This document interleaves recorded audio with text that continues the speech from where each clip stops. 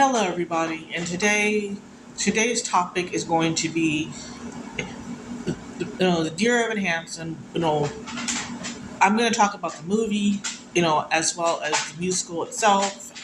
What things were changed in the movie that happened in the music that didn't happen in the musical, and vice versa. So the first we're going to talk about is the source material. Now, Dear Evan Hansen came out, on Broadway, I believe, in 2016, and it actually lasted about 6 years. It literally just closed this past September, and they attributed the pandemic and ma- low ticket sales, and they were even saying that the movie kind of drove it down. But it is still going on tour, and I never got to see it live because last year I was actually going to go see it on tour and I ended up getting COVID, so I was not able to see this show live. And I'm still, to this day, disappointed that I didn't get to do that. But I wasn't gonna. I had to quarantine after I tested positive for COVID. I wasn't sick at that time. I wasn't feeling sick, but to be safe, we canceled the trip, got a refund, and we moved on. And the the movie came out in 2021, in September 2021. It came out a year before the show closed, almost exactly a year to the date. So, what is Dear Evan Hansen? Dear Evan Hansen is a musical about a young man named Evan Hansen, obviously, who writes letters to himself because he experiences social anxiety. He, seeks connection with other people, and through a random series of events, gets caught in a lie where he pretends to know a former classmate that took his life. That is basically the gist of what happened. And in my opinion, a lot of people say, well, he only, you know, lied to get the girl or whatever. But I have a lot of opinions about that. And do I think this movie, etc., is the greatest thing to come out of the world? No, but I think the message, even, isn't don't know to lie. It's I think it became an inspiration for people with depression and anxiety. I think a lot of the music did hit home for me, at least in my experience. By no means do I think that it's good to lie. Lying is not, it doesn't make you cool, it doesn't make you interesting, it doesn't make you're better off telling the truth, which the musical, does what the musical is about is a 2 hour musical like any other Broadway musical most of the time. And besides the movie and the actual musical that was produced on Broadway, there is a book that is meant to be a companion piece to the show before the movie came out. Now, I've read the book, and unlike most things in media these days, where a lot of things are based off of books, or this book was based off the show. The writer, Val Emmich, or Emmich, I don't know how to pronounce it, wrote a book and actually gave various characters, some more deeper, added to the story. It even gave Connor a bit of a backstory in that book. I enjoyed the backstory, but the book, doesn't, of course, doesn't go into as much detail as even I goes into detail. There isn't as many. There isn't obviously songs. I mean, I think there's songs like one of the songs from the musical makes it into the book as a song that one of the characters writes. So I thought it was the book is a very easy read. It's about 300 pages ish. I can read that in a couple of days, even a few hours if I just sit and read. I read it pretty quick. I read it within a day. But the book and the original Broadway musical is what started it, and they decided to have have a movie. Now, a lot of people think that musical movies are unnecessary, you know, and there's always changes made to musical movies. Songs are taken out, songs are added, etc. You know, but we're gonna talk about the good, the bad, what I liked, what I didn't like, and so on, and we're gonna compare and contrast. So, going the movie starts off has a very different opening than the show. Now, again, spoilers. If you have not seen the movie, I would go watch it. It's on HBO Max. There's even slime tutorials or bootlegs of the actual musical on YouTube. I don't. You have to search for them or look for a weird. People come up with weird slime tutorial names. I don't recommend doing that because that's taking away from the artists that have created this work on stage. Yes, it's no longer on stage except for on tour, but it is still against the law to record at a Broadway show. So don't do that. But I saw a bootleg of the original cast, which which include Ben Platt playing Evan, which he played Evan in the movie. A lot of people had issues with that of his age. He was 26 when the movie came out, 26, 27. And I don't think he looked too old. I think the way CGI made him look is what made him look terrible.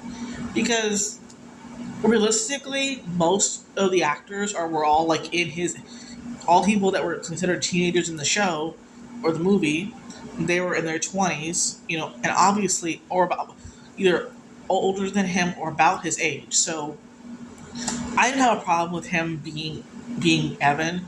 He, obviously knew the part. He won a Tony for it. So, and he's been in other Broadway shows, and he can still sing. He sells out concerts. Ben Platt does all that now. But the point is, he didn't. There's all the controversy that he was too old. The controversy that he only got the part because his daddy was the producer. But which you can't win, can you? That's just my opinion on that one. I will. The movie opens up differently. In the musical, they open up. We're introduced to all the main characters within the first 5 minutes of the main character.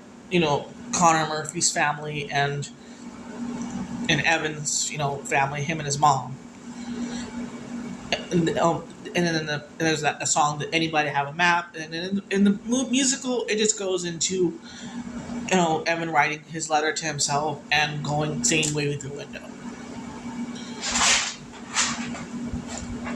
I didn't mind that change that much. I think some people were like, "We needed the map song. We needed the map song." It's establishing character moment for most of them. I don't think it was. If the focus of the show was about Evan, which it obviously was, hence the title of the musical, taking out that song at the beginning, I think it did affect the introduction, but it actually, I feel like it gave a little bit more to Evan's moment when he's getting ready to go to school, when he's having trouble connecting with people. And I actually do relate to that, sitting at a table by myself, being, trying to find that connection. Because I don't feel like I fit in with it. And I did relate to that, and that hit harder than it needed to.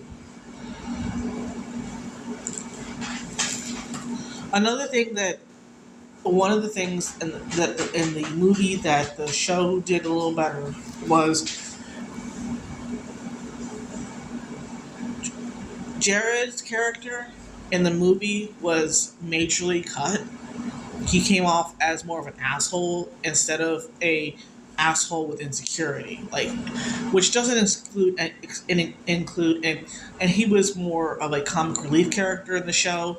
I didn't in the show. In the movie, he had his funny moments, but they were poorly timed and they weren't as funny. Like he had his funny moments, but they changed some of the lines where the context just didn't make any sense, and that's really something that was a director choice, I'm sure, or a script writing choice. They didn't want to use the musical word for word, which is fine that they did. But I think some of the lines that Jared had were actually funny, and he uses humor to hide, to hide his. And sometimes I do that too. I think we all are guilty of doing that. So,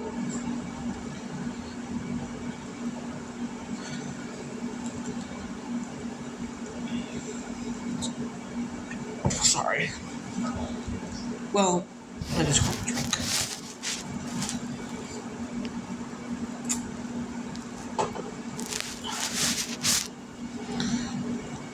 And when we go into the next, set of songs, or next group of songs, we also meet another character, Alana, who in the original show had a part, but her part was a lot smaller, and her character wasn't developed. I would say that what the show did good, what they did, they kind of reversed Jared and Alana's roles.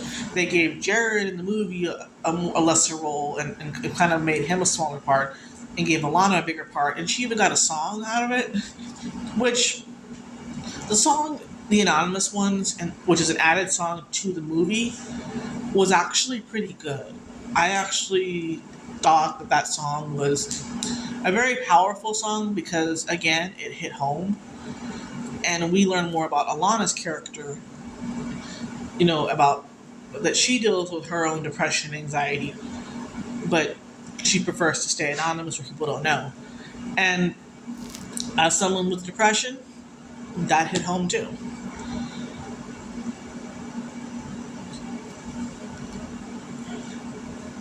Now, the lie that both the movie and the show do introduce Connor and Evan the same way.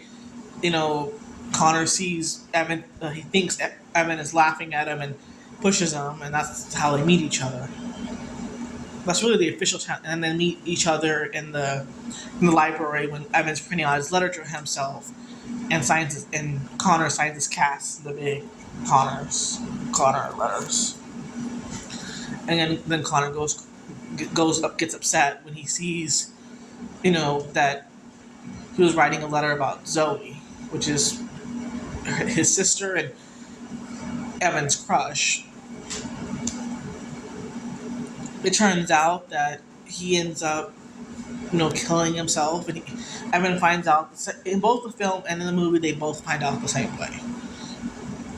I think people were very critical of it. A lot of people were saying this movie sucks. It was cringy, blah blah blah. I think the CGI on Van Platt was cringy, but I don't think his acting was bad. Some were making fun of the faces he would make when he would do during one of his songs when he would cry. But have we all we've all ugly cried? It's not pretty. I think that was the most realistic thing I've ever seen as far as crying goes. So, one of my favorite songs in the musical, which is the happy song, Sincerely Me, where Jared helps Evan write letters to, pretending, they backdate him and say that they're from Connor and him, and they're having these conversations, and they pretend to be. Evan pretends to be say that he was friend with Connor. I will say that a lot of people give Evan flack for not saying anything like I didn't know it, and he did try to during when he was pulled into the office and he was talking to the Murphys. He tried to tell them, look, Connor didn't write this, and they didn't want to listen. I think the dad kind of listened in the movie, but the mom was so blinded by grief that she could not be, she couldn't just uh, understand that. And they thought he was blinded by grief, but he was actually trying to tell the truth, and they weren't listening. And sometimes people do that when they are blinded by grief. I don't think Evan intentionally wanted to, he didn't wake up one morning and say, I'm going to lie to these people. I don't think he was that type of lie. Is this character a perfect individual? No. And one thing that the musical did, that the movie did, and because a lot of people, believe it or not, feel like the way the musical ends, you know, Evan, has to, after a while, he deals with the consequences of his actions. His his parents, his family realizes, once Evan's mom realizes he's been with all the all his time at the Murphys. The mom gets upset, and it's like, and and Evan and his mom get into an argument, and and that song. Another thing I didn't like was that "Good for You" was cut. A lot of people did not like that. "Good for You" was cut, and it's a moment where in the musical where Evan realizes that he can't lie anymore, and he can't, and he also lies to him. He's been lying to himself about how he broke his arm, and hit which makes that becomes a very intense. One thing the movie did not do is have Connor as a ghost or spirit guide or whatever we're going to call him in the musical. And as we've seen, the scene where Connor asks Connor asks him, "Did you fall or did you let go?" Because he had in that moment he had to realize, I had to I had to admit that I that I tried to commit suicide. And I don't think Evan ever real thought it would go this far, like he said when words fail. But one thing that he did learn was that, one, lying is bad, and two, you know he can be himself, and that's okay. And and nobody is perfect, and I think all the characters in that show are relatable in some way. And I think that there's a lot to be said. Is this movie going, you will be found in both shows, in both the show and in the musical and in the movie, were both very emotional, very intense. And I thought that the movie made me cry. When I saw the movie in theaters, I cried. That song, it does make you feel something. And when I first heard the song, it sounded familiar. And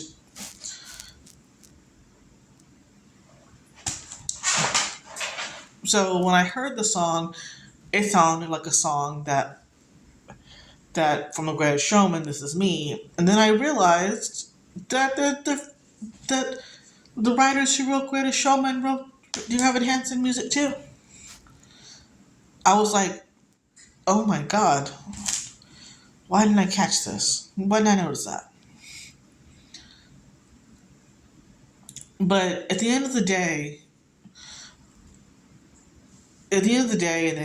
the story, Evan gets to a point where he realizes what he did. He confesses to the Murphys what he. In the musical, he confesses. He apologizes to his mom. His mom and him reconcile, and reconciles. He tries to reconcile with his friends and or people he knows, or acquaintances, and he tries to reconcile with Zoe at the end. But he didn't. It was very the ending of the musical had him just where he writes one last letter to himself, and it's a positive outlook. He ends up with a positive outlook and moves on. Now, one of the biggest criticisms of this musical is that a lot of people feel like Evan in the musical Evan got off too easily. Like, I don't really feel like there was a lot that could have been done. Like, if he was on social media, yeah, I mean, I don't think his behavior was cancelable. I think it's more like you lied about something, but in the grand scope of the internet, is it that big a deal? I don't. I think that's probably why no one said anything. I think it was kind of like in the musical. They kind of just said, "Oh, okay, we forgive you. We're done." He was easily forgiven. In the movie, however, there's a thing that they added that is only part of the movie, but it's not in the musical. So basically, they created a whole third act, and the plan was for this third act, which is obviously a response to everyone that's always said, "Well, Evan got off easy. Evan only wanted to get the girl. Evan, got everything he wanted in the end." I in the show, I think of like, did he get everything he wanted? I mean, I've read the script. I have a theater version, not a theater version, like a book, that has like, the script of it.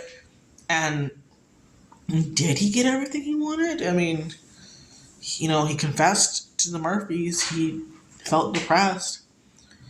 He almost tried, killing himself again. He reconciled with his parents. I mean, I guess he got, people in his life forgave him, but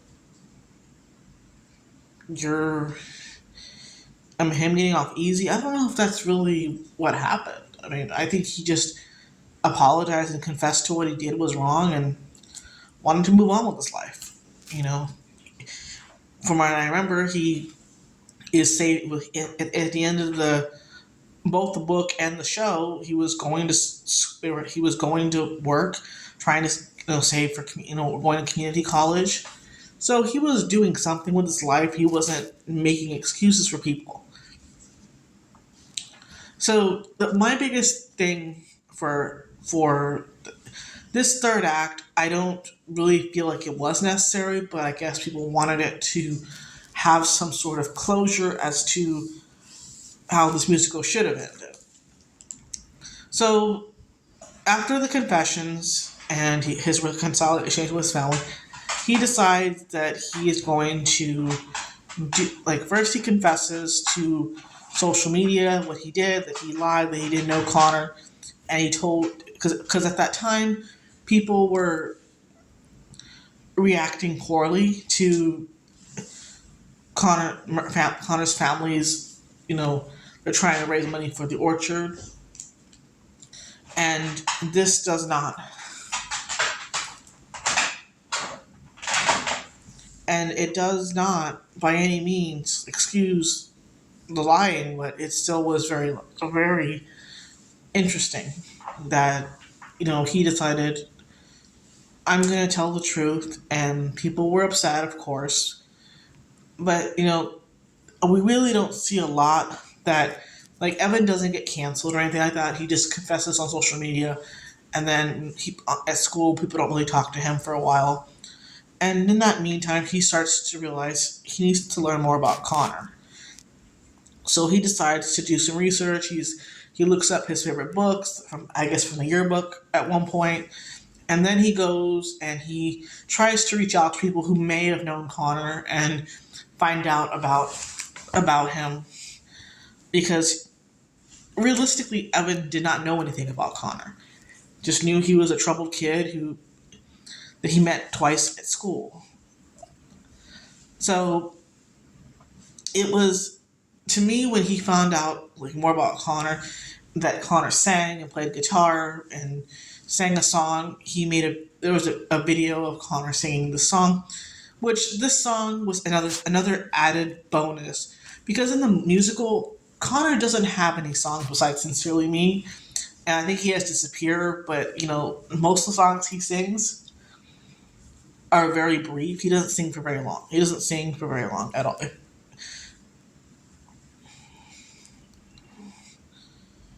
So he, after watching the video, he sends it to Jared and Alana and the Murphys, and I think they have some closure as to, you know, maybe a little closure with. And the song that Connor performs at the end in that video is called "A Little Closer," which that song was a little bit sad too. It made me like feel like, and it was good, but it ended very much similar to the way that the show ended, where they was Zoe and him talking in the orchard, and then he writes the letter to himself. But the whole third act of him confessing to the world that he lied, and the whole him confessing, him doing the learning more about Connor, I think he did that to help understand him better because he didn't get to do that as a performer. I mean, not a performer. Sorry. As someone who was in the Murphy's life, he didn't attempt. Realistically, if someone was your best friend, you would know a lot about them. You would know their favorite foods, their favorite books, their favorite type of music. I'm surprised that is one plot hole that I normally don't deconstruct stuff like that. I really typically don't. But one major plot hole is that would have given it away, at least in my opinion, is you didn't know anything about Connor. Like you didn't know what his favorite food was, his favorite thing was. Where, I mean, yeah, I'm sure you could guess that he liked weed, but that's hit or miss.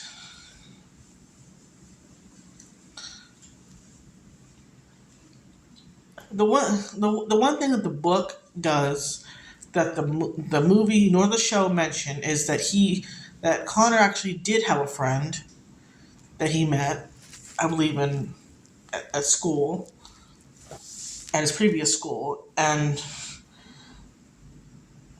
was and he was they were caught with weed, and Connor took the blame because his boyfriend or friend Miguel didn't have the fun, was not as well off as he was. Connor's family was well off.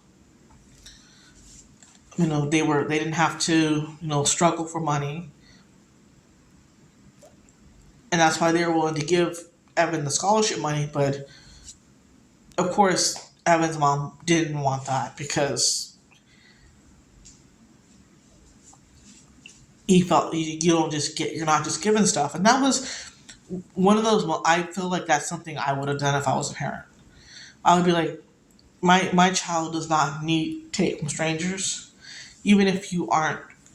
I don't know you very well, and I can't give you that type of accept that type of money. And I completely get where Heidi was coming from in that, which is Evan's mom. I would I would not have done that. I think that it's just insane that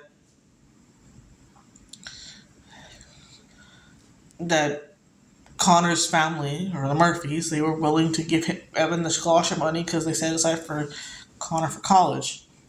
That's and I don't think the Murphys really thought Connor was going to go to college, even if he hadn't, unalived himself. I think his,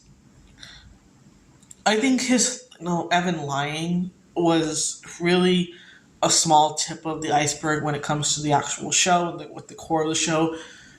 No, you definitely shouldn't lie. I don't condone lying to anybody, but we all know that we all lie. Everybody lies. Of course, we don't lie about big stuff like that, but I do think that Evan has learned. He learned a lot about himself through this being caught in this beautiful lie, this beautiful lie that ended up becoming something that more than just I knew this guy that killed himself.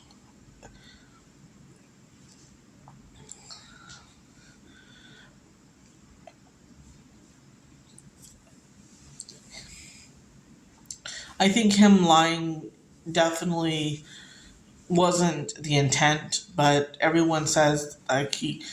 We don't really know. Like after he after he reconciled with Zoe at the end of the movie, and even at the end of the show, it's not like he he still you know he deals with it. He goes back to his normal life.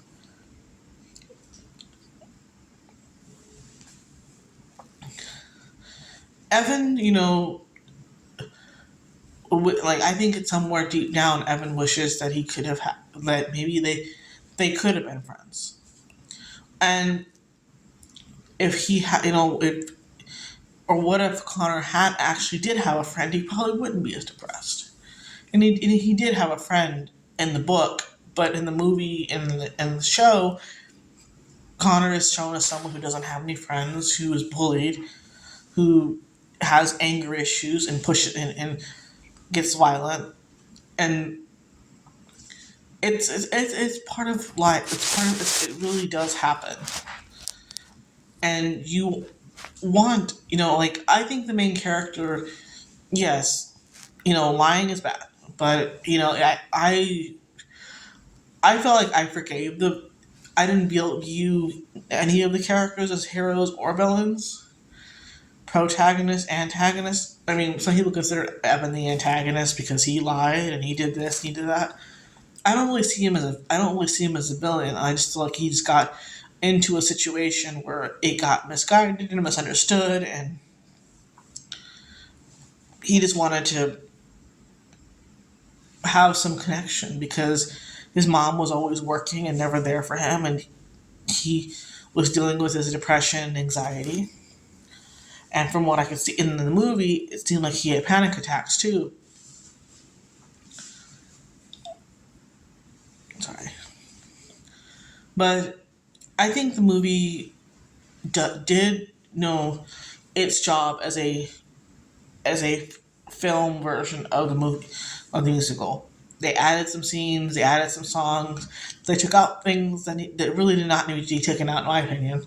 Taking out two songs and replacing them with two songs, they had to do that. I think that the character, like the acting from everybody, was actually pretty decent for it being quote a film that was not the world's greatest film. I think people are so critical of Ben Platt being Evan that they didn't give any of the other actors credit for doing this. Like, the actress who plays Zoe in the movie had no idea she could sing. She's done other movies, other teen movies, and she's even in this new movie on Hulu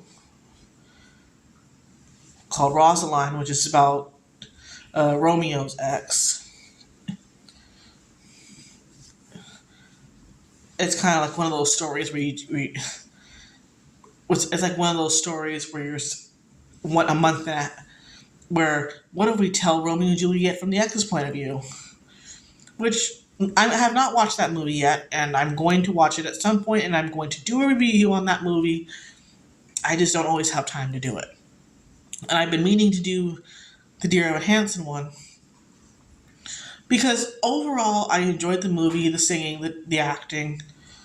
I know, of course, Ben. It wasn't that he looked old; it was just it just didn't look natural. I think that's probably what was upsetting. The CGI didn't look natural, and he even said he lost weight for the and cut off his facial hair because he's what 28 now. But I didn't really care about his age. I think people older people in their 20s always play teens all the time. This is nothing new. It's not a secret. There's some people that look young, that don't look like they're in their 20s. People tell me that I've been told that depending on how I look, dress, and all that, that sometimes I look older, sometimes I look younger. I'm 32, and I I don't think it's impossible that I could do do anything like that.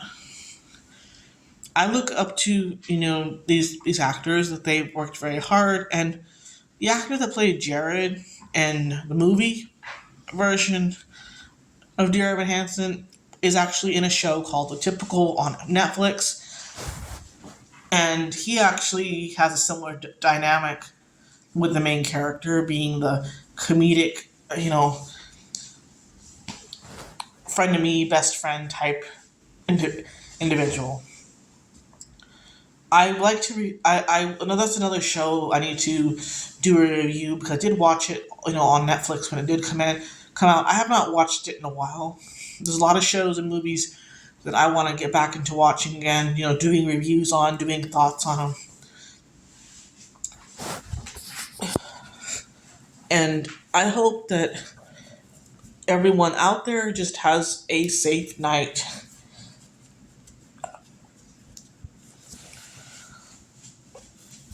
It is late, and I did do a show this past night, and I'm still doing a video.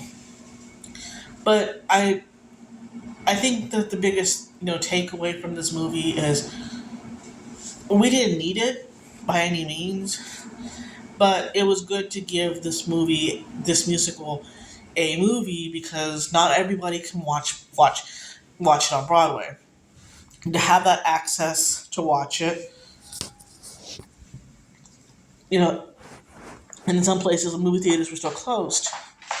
We are still in a pandemic, and in 2021, in late 2021, when this came out, I went to the movie theater. I saw the movie. I enjoyed the movie, and it was it it was great. I enjoyed it, and I think there's people that didn't enjoy it. There's people that hated it. I can honestly say I didn't hate the movie, and there are movies I don't like or didn't enjoy, but I think this movie hit home a lot more, and it is a lot deeper than anything else I could actually watch. There's several movies I still want. There's a lot of movies and shows I want to do. I want to do The Devil Wears Prada. I'm gonna do it with the book, talking about the book, movie, and the book's sequel. I do want to do a thing on Frozen. I do want to do a thing on, like I said, The Devil Wears Prada. What else? I might do. I want to do one on Not Okay because that gets compared to Dear Evan Hansen a lot, but I'm not going to talk about it in this video because I might do a compare and contrast, but with the similarities. I will say that the one of the things that is similar about those two is they both involve somebody lying and not being honest, and it becoming way over their head. But I thought I would, that is basically my thoughts on Dear Evan Hansen, what I liked and didn't like. And as far as the ending of the movie, I think that's the closest a lot of people are going to get to the actual show. Unless you are living in New York or or you travel to see it on a Broadway stage, which you can't now because it's no longer on Broadway. Your next best would be seeing it on tour, which unfortunately the tour is not, has several areas. Like this next coming year, the closest one to me is actually in Lubbock, Texas, and that is far. My goal is to see it live on tour, but if I can't go to Lubbock, I probably won't.